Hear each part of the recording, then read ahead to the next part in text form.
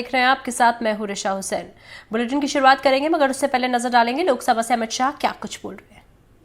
है कि राजद्रोह की धारा 124 को पूर्णतया समाप्त, इसको हटाने का काम किया। अभी ओवैसी साहब हंस रहे हैं। ओवैसी साहब, मैं भी थोड़ा साइकोलॉजी पढ़ा हूं, विज्ञान का विद्यार्थी हूं। फिर इनके मन में है कि आपने बदल कर रख दिया। मान्यवर, मैं कहना चाहता हूं, हमने राजद्रोह की जगह देशद्रोह की स्थिति रखी। अब ये देश आजाद हो चुका है, लोकतांत्रिक देश है। शासन की टीका तो कोई भी कर सकता है, किसी को भी करने का अधिकार है। इसके लिए इस देश में अब किसी को जेल में नहीं जाना पड़ेगा, चाहे हमारा शासन। मैं फर्क समझाता रहा हूं, जो बड़े कटाक्षमय तरीके से ओवैसी साहब हंस रहे हैं इसलिए। मगर इस देश के खिलाफ कोई बोल नहीं सकता, इस देश के हितों को कोई नुकसान कर नहीं सकता। इस देश के झंडे, इस देश की सीमाएं, इस देश के संसाधनों के साथ अगर कोई खिलवाड़ करेगा तो निश्चित रूप से उसको जेल में जाना, और जेल में जाना चाहिए। मानिए, ये हमारी सरकार का थ्रस्ट है।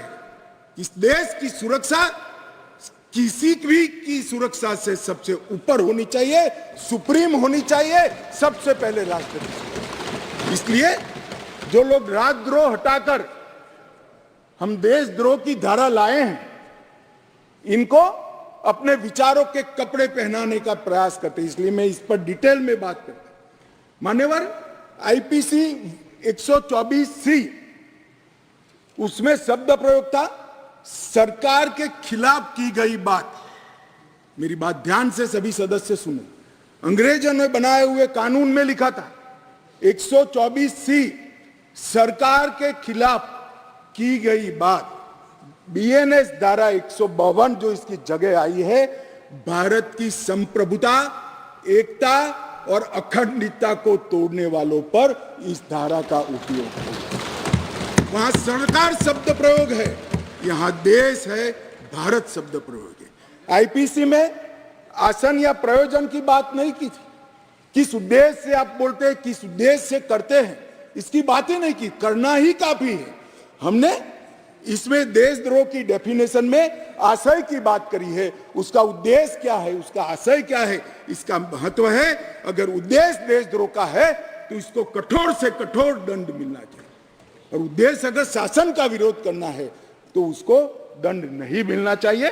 उसको वाणी स्वतंत्रता का अधिकार है। अब घृणा और अवमानना, शासन की अवमानना, शासन की घृणा करना, तिरस्कार करना, इसको हटाकर हमने शब्द प्रयोग क्या किया है, सशस्त्र विद्रोह, विध्वंसक गतिविधियां और अलगाववादी गतिविधियां शब्द प्रयोग। और अगर कोई कहता है सशस्त्र विद्रोह, बम धमाके, गोलीबारी और विध्वंसक प्रवृत्ति करने के बाद भी कोई जेल में नहीं जाना चाहिए, तो मैं इस विचार से इत्तेफाक नहीं रखता हूं। ये जेल में जाने ही चाहिए, सजा होनी ही चाहिए।